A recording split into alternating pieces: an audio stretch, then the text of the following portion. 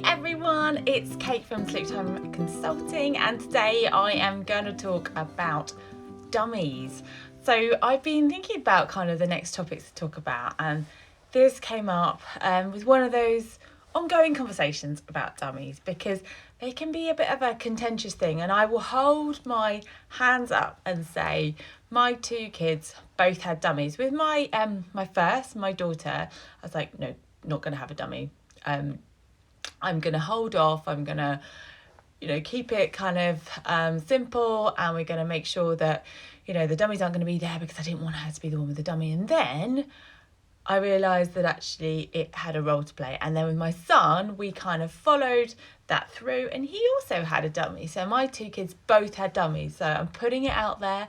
I am never anti-dummies because I think they have a use. And if they are useful in that scenario, then please carry on using them. And we'll talk about when it might be the actual time to drop it later on. But the reason why is that when your newborn comes into the world, they often have quite a strong sort of suckling reflex. And that can be really satisfied with, well, firstly, a finger. I mean, who hasn't spent a long time at an awkward position trying to get their little one to either suckle their knuckle or their little finger, just to keep them kind of calm and amused by that. I remember lots of time doing that with my two. So, they have this suckle reflex, and if they are feeding well and you're trying to, spend a bit of time with them, or, not feeding, then the dummies can sort of plug that gap, can't they? They can be the suckle reflex. Keep getting those words muddled. And actually they can be quite positive for a refluxy baby as well, because it helps them to kind of to swallow, and it's all good in terms of that kind of reflex that we're talking about. So dummies are really good for helping out that situation. And for the newborn stages, it's not essential. Let's say it's not essential to have a dummy, but if you put one in, it can be helpful. Just to kind of, use it as that sort of, the Americans call them pacifiers, and they're there to kind of keep babies calm. They're there to kind of help them settle. So they can be really great for those kind of newborn stages.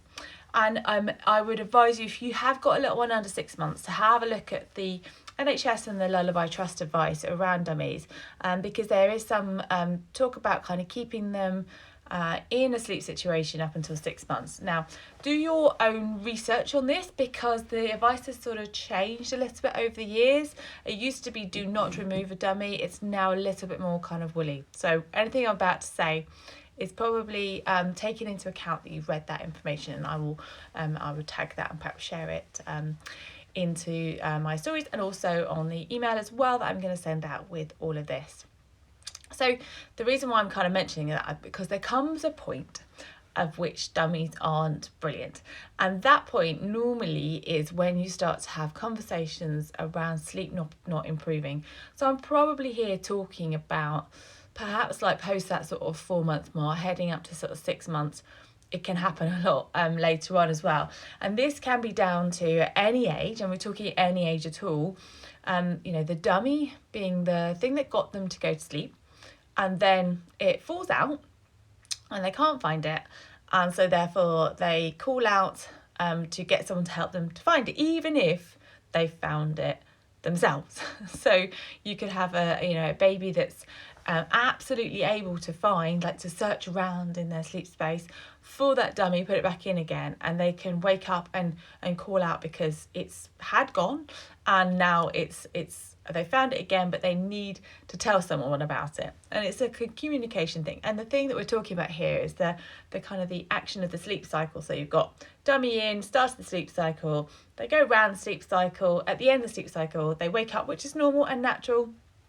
And then because the dummy's not there, it gives them a reason to wake up more fully. And then even if they find it, they can call out to you. And I know that's the case from personal experience. So my second child, my son, he had a dummy, and he was very attached to it.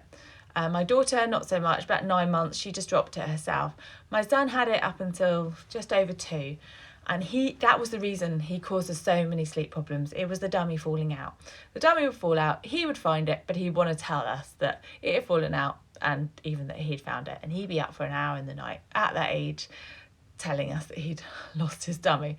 So what I'm talking about here is the frequency of waking because the dummy's fallen out. So we're back into the kind of the conversation around dummy runs. So if you have heard of, or if you're experiencing yourself that your little one is waking, lost their dummy, you run in, you put it back in again, they go to sleep.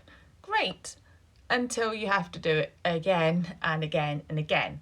So that's when you start to think, okay, is the dummy causing some of these wakings because it's falling out and they're looking for either to be put back in, or like I said, they found it but they want to tell you that they've woken about it.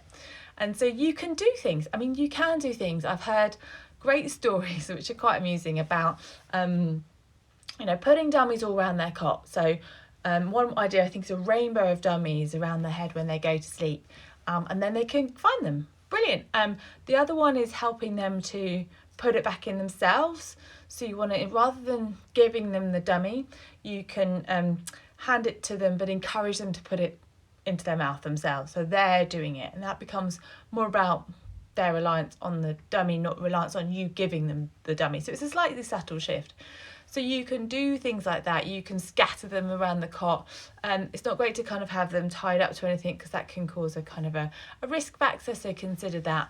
But there are things you can do to kind of help them to be independently sleeping with the dummy, if you see what I mean. However, if that isn't kind of your bag, or if you've had a bit of enough of the dummy runs, or that isn't working, then I think probably if you've got a child under 6 months, like I said, please look at the Lullaby Trust guidelines. If you've got a child over 6 months, and this is any age, I'm really talking about any age here. Like I said, my son was over 2 before I gave up the dummy, or we gave up the dummy. So you can just drop it. That's all you need to do with a dummy.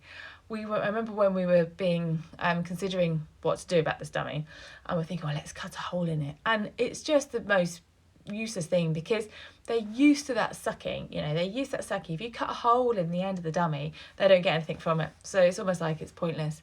So you're kind of getting rid of it then. So you might as well just get rid of the whole thing. And my advice to do this is fairly straightforward, really. Like everything, keep it simple and make it achievable, and have a plan as ever. So what I would suggest that you would do is, in a baby that's kind of not really conversant or aware of what's going on, so probably talking maybe under 2, something like that, then just get rid of it and support them through getting rid of it if they need it. So if they haven't had much support going to sleep apart from the dummy, then leave them, see how they go without the dummy. But if they need support to settle because they've lost the dummy and that's how they've settled before, then support them through it, withdraw that support over time slowly, and then basically what you normally see is that sleep gets back on track within a couple of days.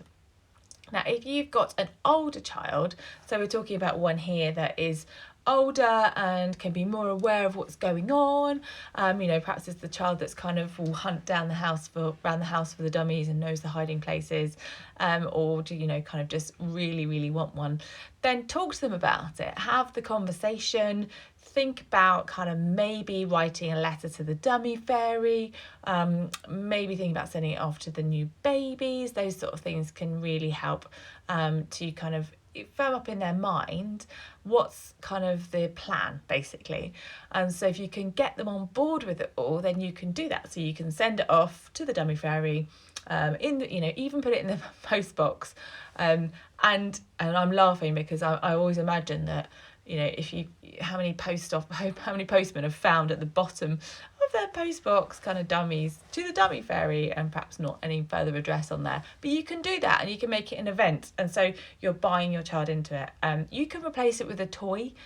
We did a kind of a trade-off with a treat, and it worked really nicely because it was very easy to then give up.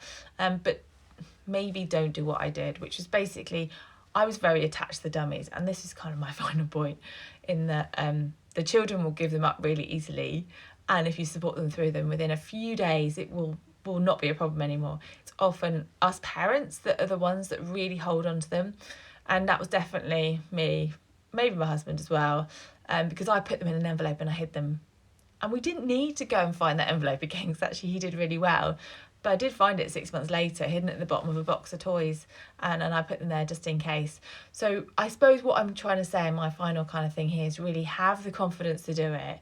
Know that you've worked out this is the right journey for you. This is the right journey for your child. You're going to help them, and this is going to improve your sleep.